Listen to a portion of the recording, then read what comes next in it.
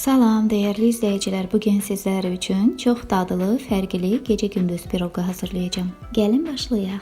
4 yumurta sarısının üzərinə 150 qram şəkər tozu əlavə edib ağarana kimi çırpıram.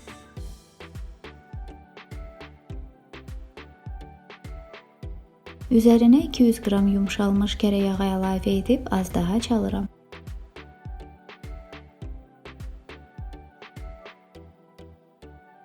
Yarım çay qaşığı sodanı 120 qram xamanın içərisində söndürüb kütlərin üzərinə əlavə edirəm. Az daha qarışdırıram.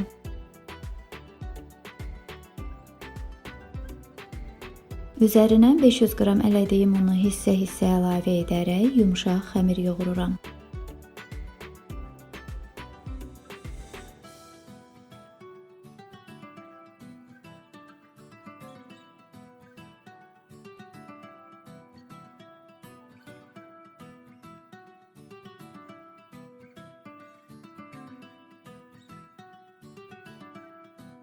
İki bərabər hissəyə bölürəm və hər birini streçə büküb yarım saatlıq, birini soyuducuya, digərini isə buzluğa qoyuram.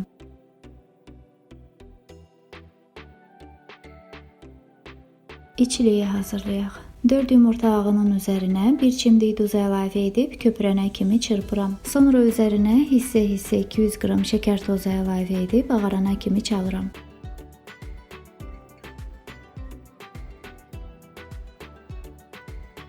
Bir kiloqram almanı soyub təmizləmişəm, rəndənin iri gözündən keçirdirəm.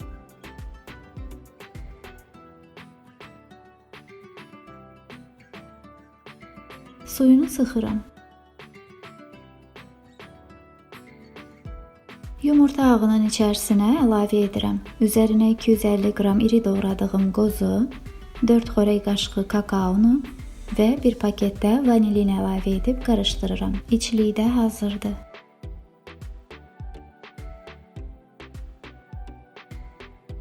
Soyuducuda olan xəmiri çıxarıb 5-6 mm qalınlığında yayıram. Xəmir yağlı xəmir olduğu üçün çatlayır.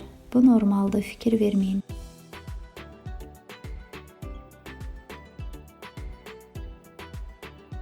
Piroqu diametri 24 cm olan formada bişirəcəm. Biraz böyük kəsmək lazımdır, ona görə 26 cm-lik forma ilə kəsirəm.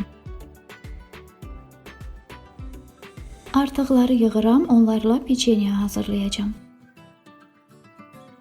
Formanın içərisinə yerləşdirib kənarlarını yapışdırıram. Qeyd edim ki, formanın içərisinə yağlı kağız sərmişəm. Çəngəl vasitəsilə dəliklər açıram.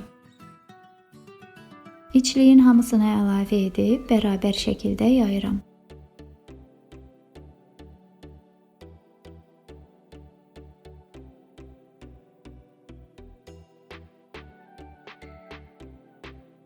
Buzluqda olan xəmiri çıxarıb üzərinə rəndələyirəm.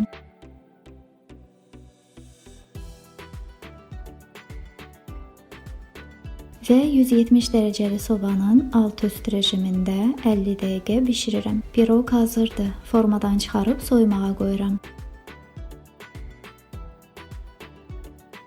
Soyuduqdan sonra üzərinə şəkər pudrası səpirəm və doğrayıb süfrəyə verirəm.